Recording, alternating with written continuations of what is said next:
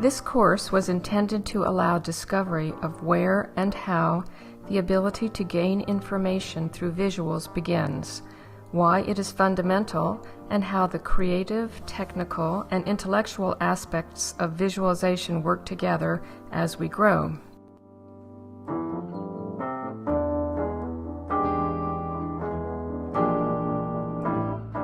In this exploratory course, Children, Imagination, and Visualization, Creative Expression in Children's Literature, the students critically examined children's books. They gauged children's responses to children's picture books, and through the use of digital photography and imaging software, they collaboratively designed, wrote, illustrated, and produced their own books. We were initially brought together by friends and colleagues who suggested that we fuse our energy and expertise to create this course. To accomplish this, a team teaching approach was decided upon, bringing together two professionals from different but complementary disciplines. Maria is a practicing professional in children's literature, and I am a professional commercial fine arts photographer. We have been independently teaching courses on the University of Maryland campus for over 10 years, in the Department of Art, College of Education, and the College of Library and Information Studies. I am oriented towards small group discussion, so a class of 20 students was a bit overwhelming for me.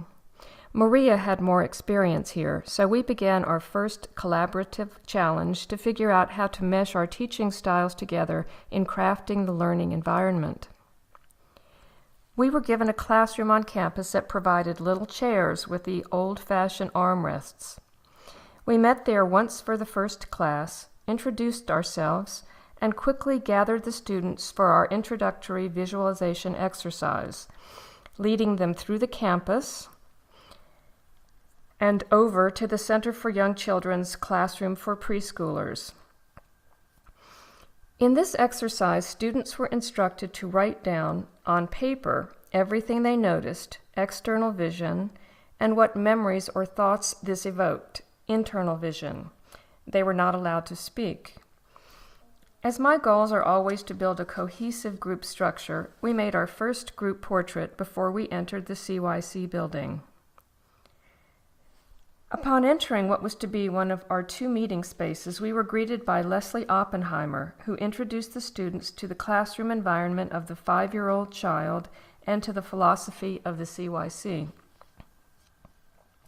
She instructed us to be very careful of the children's block structures and introduced us to the class guinea pigs and gave us the general rules.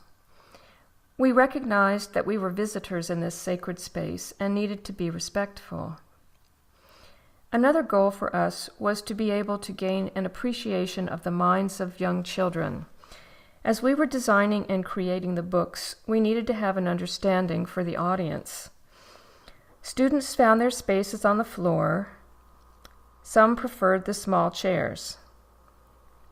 They eagerly shared their ideas and thoughts as we discussed the schedule and assignments for the next 15 weeks.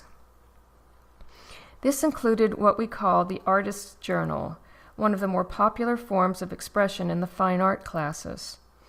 This assignment encourages students to respond to, analyze, and critique inspirational pieces found in print media and the Internet, and later to examine their own art pasted into a hardbound notebook. Additional assignments tied together exercises from both Maria's and my respective photography and children's literature classes, including theoretical papers on photography and children's literature, critique and formal analysis of favorite children's books, technical quizzes on camera operations, and the production of the children's book that would be locally published. In keeping with our own structure of collaborative teaching, we encourage the students to work in small groups, a task and goal that we consider a significantly valuable teaching-learning strategy, whereby students would contribute their specific strengths and expertise to the various goals and assignments in the class. The most exciting piece of the class for everyone was the opportunity that had been created more than 10 years ago by Ann Daniel of the CYC called Book Buddies. Our students were given 3 sessions to share quality time, where they would select books, read to kindergartners, and learn more about how young children respond to and engage with picture books. For me, this was an exciting opportunity to visually record the special interactions while Maria directed and facilitated the experience. After each class, I posted these images on the internet so that the honor students could respond and could be inspired to record ideas for their journals and later for the children's books. A few weeks into the course, we began instruction on camera operations. Maria and I knew that we had crammed too many goals into a one-semester course that actually combined the best and most creative elements of a children's literature and photography class.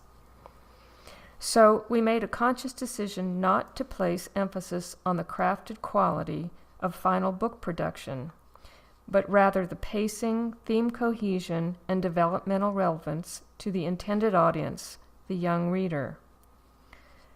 Students used compact amateur cameras with some degree of control for depth of field and shutter speed when possible. And because digital cameras are so ubiquitous now, from cell phones to inexpensive miniature compacted automatic image capture devices, it is hard to find a student who does not have some sort of capture apparatus. We encouraged online self-directed camera instruction. Photography textbooks were not required, but available in 2 libraries on campus. We circulated numerous copies in class for the students to borrow. Because they were honor students, we hoped they would be able to do independent work, completing the technical assignments outside of class. We encouraged the students to work in their groups, combining those with particular skills with the camera and those skillful in research and knowledge of children's literature. For our introduction to the technology lab, we wanted our students to understand the internal structure of what goes into the flow and design of a book, something that Maria emphasized utilizing author Molly Bang during our first day at the Computer Space Science Center. This was one of the more stimulating classes during which we were able to project her illustrations of minimalistic graphics to portray meaning and feeling.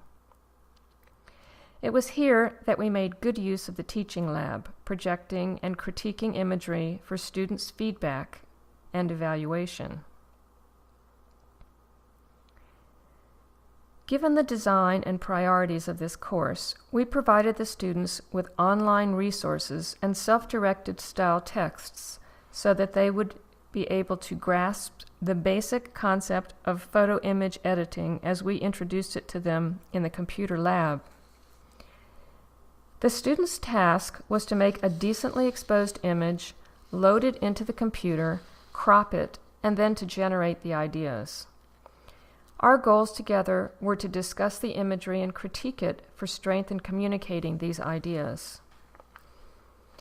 I have taught in the CSS Mac Teaching Lab for several years.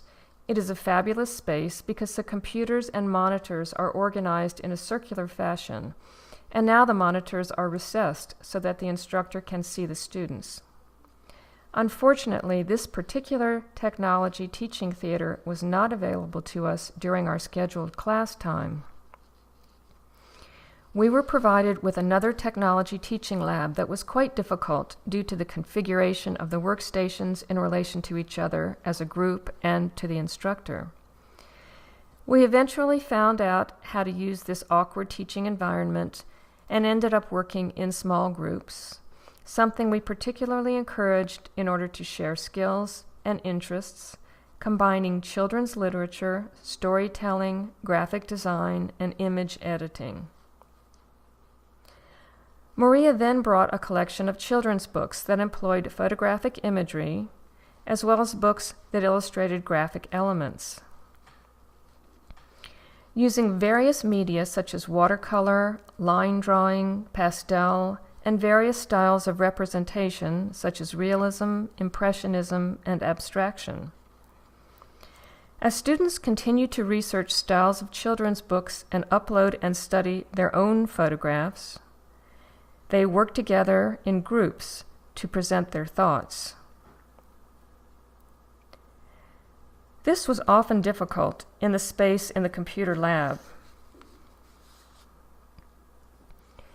and sometimes not as effective in the children's classroom as it might have been in a space that was more conducive to group interaction and presentation. However, we managed to get through, keeping our focus on working together with the children and with the materials. In the middle of the semester, we brought in Lori Epstein, illustrations editor for the National Geographic children's books. She spoke to the students about the National Geographic collection, the life of a National Geographic photographer, and her life as a photo editor. This was a brief but significant opportunity for the students to meet with a practicing expert in the field. As the weeks progressed, students developed interest in various aspects of the class. Some of the students enjoyed and bonded with the children. One student formed a relationship with the family outside of the classroom, providing after-school childcare. One student reinforced her desire to focus on graphic design and photography. Another student expressed an interest in becoming an educator of young children. Back in the CSS classroom, students continued to work on their books, becoming more involved in the photo editing process and laying out their ideas for the final production. Maria's role was to reinforce the elements that make up a fluid presentation, while my role was to give specific feedback on the quality of the individual photos chosen and assist with the photo editing software. In the final stages of the class, the students went to a local camera store that provided a seemingly simple method of uploading photographs into a simple template, 1 photo per page, 1 text piece per page. Some students were frustrated by the fact that there was only one machine that took so long for uploading. Maria held mini critique sessions on the book jackets. Here the students placed the title, information about the authors, including author photographs, a brief summary of the book, and the artist's statements.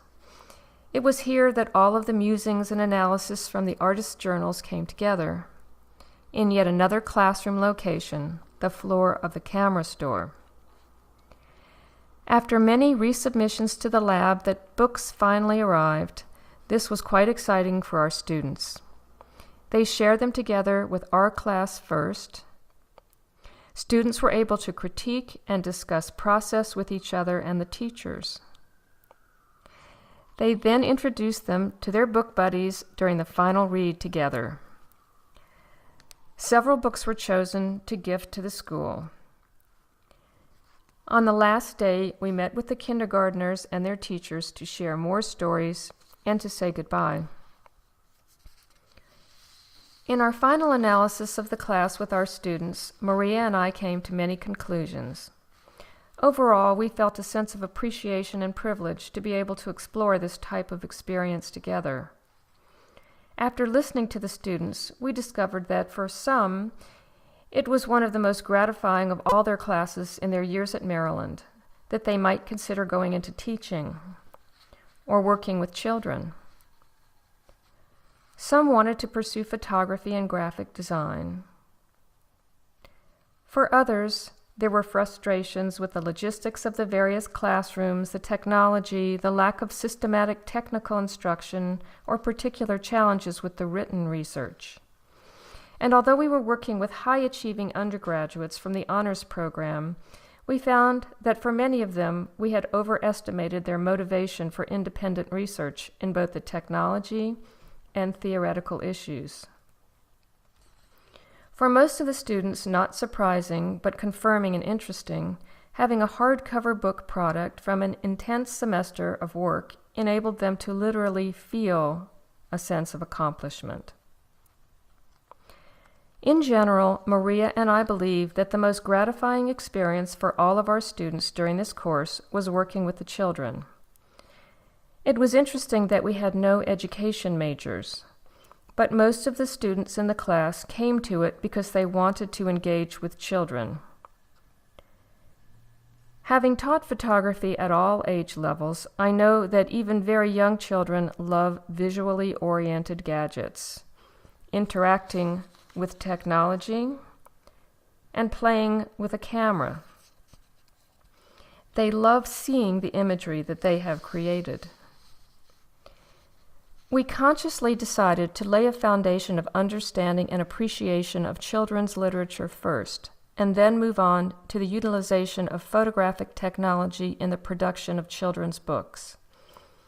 Because our emphasis was on the learning goals for our adult students, we had to limit the children's experiential interaction with the technology.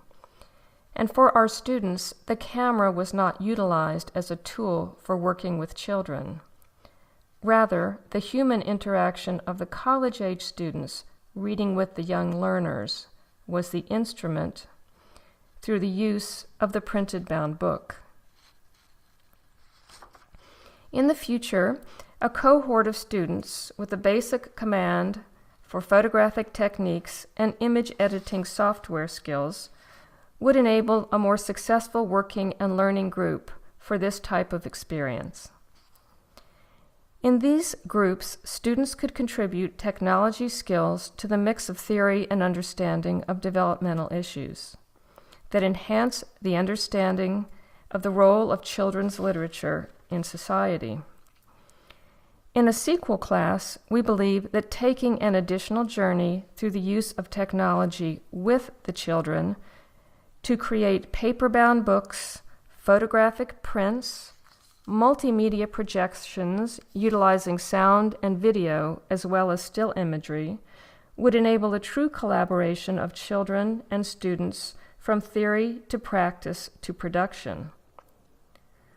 In combining the teaching venues of a kindergarten classroom and a computer technology teaching lab, we provided a collaborative, interdisciplinary, multi-aged learning experience on the University of Maryland campus, contributing to the study of utilizing digital technology in the learning environment.